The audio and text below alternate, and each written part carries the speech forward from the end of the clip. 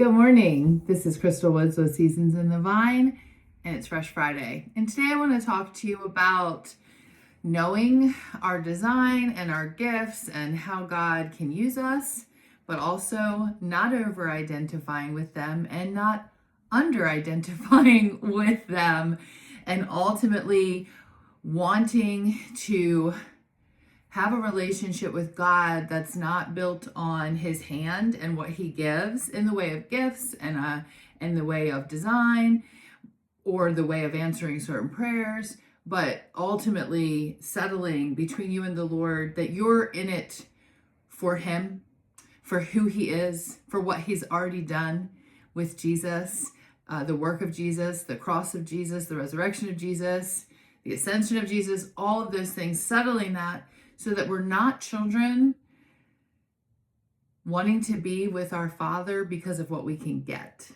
Because I think that sometimes these areas of gifts and prayer and all of that can really be wrapped up around what God can do instead of who he is. And I was thinking of an earthly father, and I was like, wow, or even a parent, like put yourself into that if you're not a guy, but if you're a mom, what would that feel like if my kids were only ever after what I could give them and what I could do for them instead of like just wanting to be with me as their mom or wanting to be with you as a dad?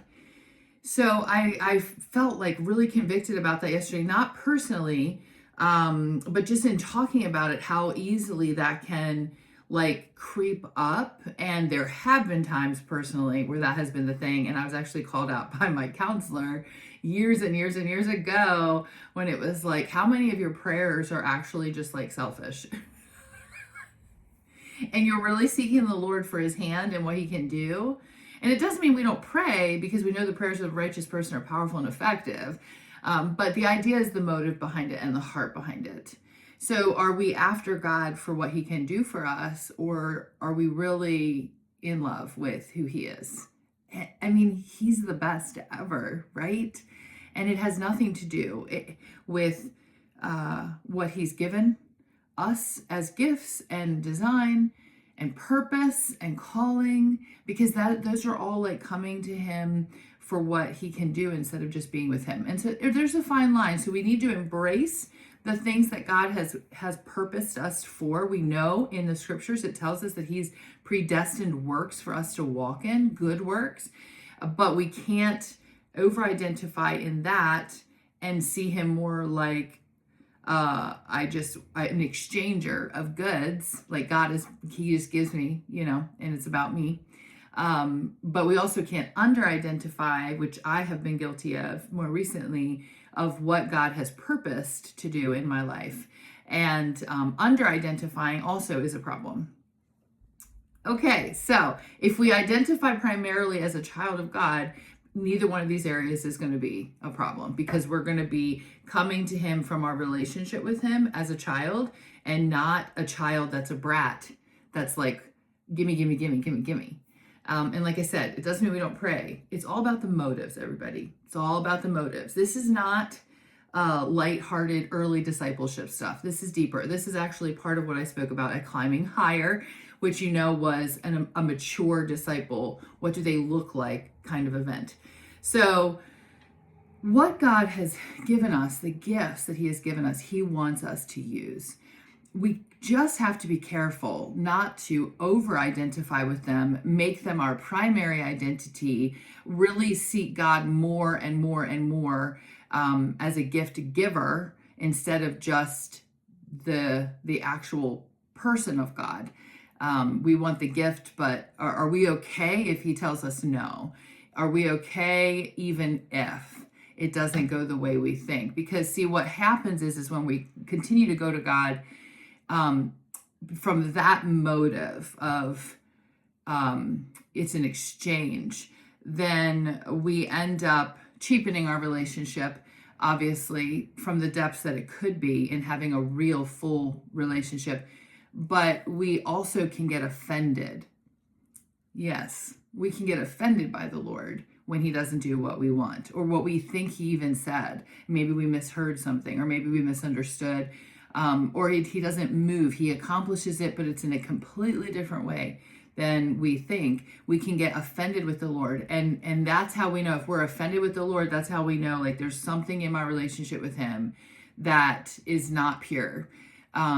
You can be disappointed, but I'm talking about offense. Offense is like where you choose to step back from the Lord. You're like, I'm not sure I'm going to follow you anymore. I'm not sure I really want to do this because you didn't do what I wanted you to do or what I thought you were going to do, and now I don't want to. I'm not good, God, right? And that's when we know offense has taken over. Disappointment is completely different. We will have many disappointments in life.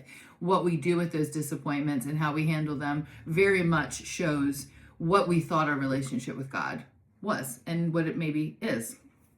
Hopefully I'm making sense. But so that's, we can over-identify with things. And, I'm the fill in the blank. I'm the apostle. I'm the prophet. I'm the evangelist. We get into all of these things and it's like, my flags are always going off.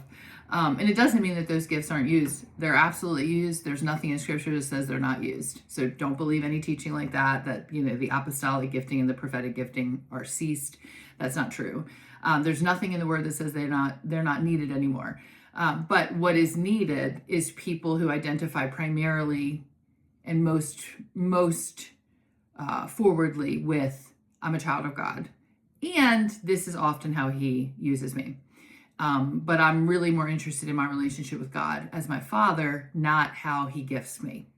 Now, under identifying with those things, then we see areas where we are not stepping into the authority piece, into the security piece of God has given me this purpose or this call or this gift, and I need to be a good steward of it. I need to keep it about him and his glory, not over-identify with it, but I do actually have to use the gift. I do actually have to sit in the seat and do what he's called me to do. I mean, because both sides are an error, guys, both sides. And so once again, where is the way? Where is the line? Right in the center, right in the middle. So I want you just to think about your motives. I want you to go deep. You're a mature disciple in Jesus, and really begin to flush out what you think your relationship with the Lord is about and how much you're in it for him, how much you're in it for his hand and what he can do. Are you over-identifying with anything, or are you under-identifying with anything? Have a great day. See you next week.